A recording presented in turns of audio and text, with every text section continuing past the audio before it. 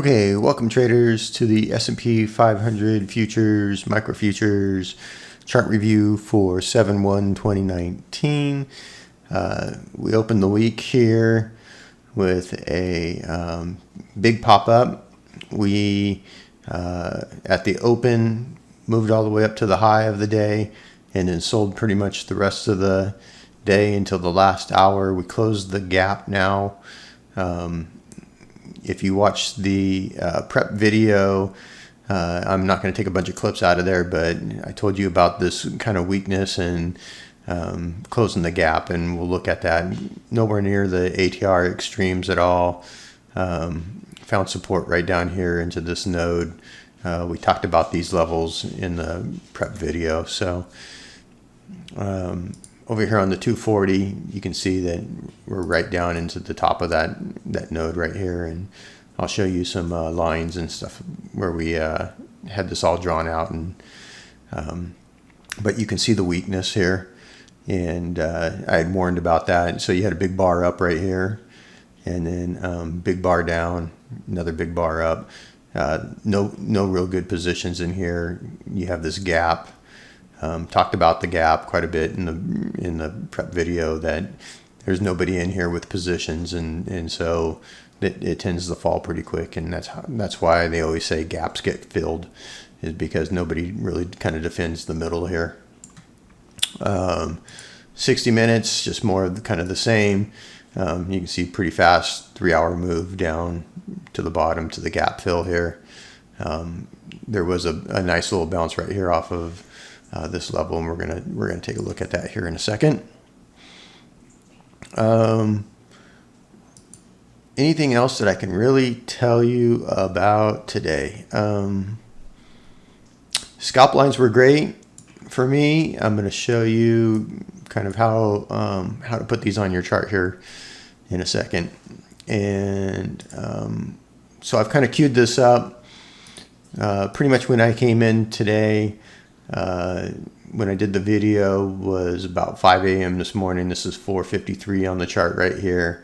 I'm using this 4,000 tick chart, and you can see some nice little high volume nodes right here and right here, and you'll see how these played out here also.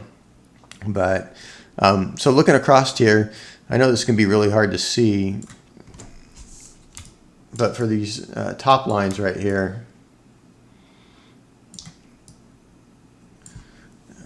you can see there's like a top right here. There's a pivot right here, and I just lost my pointer.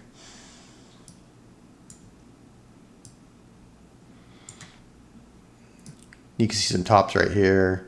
You got a pivot right here in this line, and then if you look at this profile, right, this is the bottom of the profile, and this is the next high volume node right here. This was your level of volume right here that you wanted to kind of trade against. This was real thin. I'll just tell you, this was real thin. This is real thin right through here. This is real thin right through here. That's why the stocks came down as fast as they did. There's just no real positions here, but this was your level right here. There's always a kind of like a high volume level across the tops of pivots, and you can see it kind of here. It's a brown bar, and you'll find that across the tops of anything. And if a stock's going to really kind of turn in a specific location or whatever, it tends to be across all those levels right there, across the tops of the pivots. And we'll talk about that a little bit more in a second here. Let's just finish this part off. So down here, I actually went with the low volume node between these two nodes right here as the middle ground on the second line right here. LVNs are great turning places, and if I don't screw this up too bad, so if you have a pivot on the upside and you have a pivot on the downside, and a pivot is 2 lower candles on each side of the candle. Then the area that's going between them is generally going to be an LVN or a low volume node. It's right here. Horrible drawing, right? But and that's basically this area right here. This is your LVN, and so this tends to be where the pivots are going to be, and that's why I put that right there. And hopefully that makes sense. Ask a question if you don't understand that LVN and the pivot piece. Now for these other locations right here, I'm going to pull in the rest of the profile here and kind of walk you through it here. So look at this level right here. I'll show you this on the rest of the chart, but this was basically that pivot area that I said usually always has a high volume node right there, and that's that one right there. And then you've got what is like a node right here, right, and a node right here, and I put this line right here against this high volume node, so you had volume to trade against. Matches up with these pivots, matches up with this pivot right here. So that was the location for that right there. This one was right here in this profile, which is probably hard to see.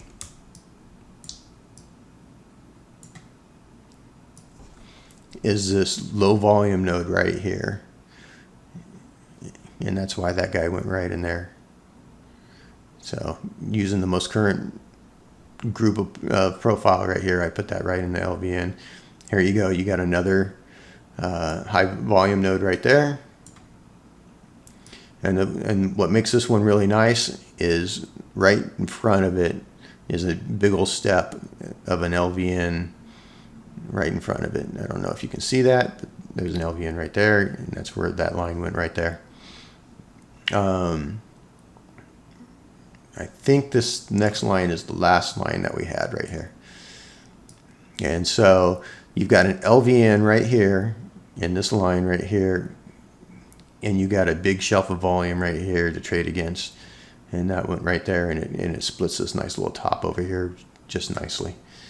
And so if we now pull in the rest of the price here, and we'll take a look at this up close.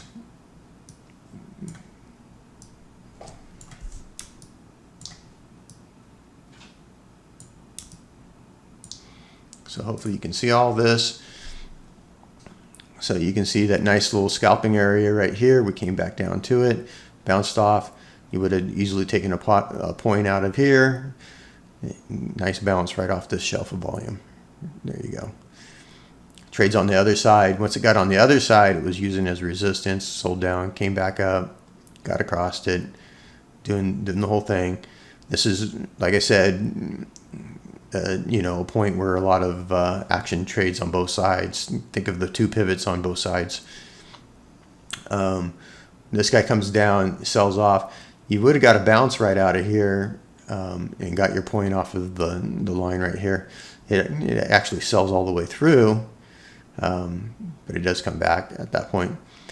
Take a look at this HVN node as it lines up, and then look all the way across here and look at this explosion move right here off of this HVN. Beautiful, beautiful little trade right there. So that's that HVN. You can see the scalping line come into play on the other side over here as it came back. So this would have been a clean move, right? Down and back up. You don't want to short the last hour, and I'll say something about that here in just a second. This line, look at this nice little bounce right off here. Scalping line, you would have took your nice little point out of there. Scalping line again, nice move. You would have took more than a point out of that one. And then here's that high volume node along with that shelf of volume. It also closes the gap right here. Beautiful trade. There you go. And then this is the last hour right here. And let me just tell you not to short the last hour when the market has been up big. So what happens is the funds and stuff like that, they have to rebalance, and they rebalance typically at the end of the day in that last hour. And with the market being up as high as it was, they all had to buy in, and they generated this this move right here. So just a little bit of trading knowledge to impart to you. Typically, the last hour is almost always up, and that's because the market's almost always up. So, and then the funds have to rebalance at the end of the day. And sometimes they'll do it in the 15 minutes that trades after the market close. But looking back here at the more solid intraday little chart right here, you can see how beautiful those scalping lines were working both sides of the thing. Boom, boom, and the trade off, the sell, all the way down right into the level, and it was all on this chart this morning that I showed you guys with these levels.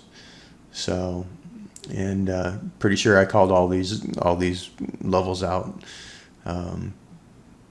this morning. So if you like the analysis, you like the tips and the trading, you want to learn more about volume profile trading, that's all I do is trade off of this volume profile. There's a video that explains more about how to draw these profiles and get them in the right places and stuff, and when they work good. That's somewhere in the group of videos. It's called an exercise, volume profile exercise 1 and 2, for you to do to learn how to draw these lines and see how these work. So if you have questions, go ahead and leave them in the comments. If you had a good trading day, let me know. If you want me to start putting the scalp lines back on the prep video so you can try them out and see if you can draw them the same as I can, let me know, and I can add them back in. I don't think anybody was using them, but they really do work. And I guess that's about it for the day. Hope you had a good trading day, and I will talk to you in the morning for the prep video. Take care.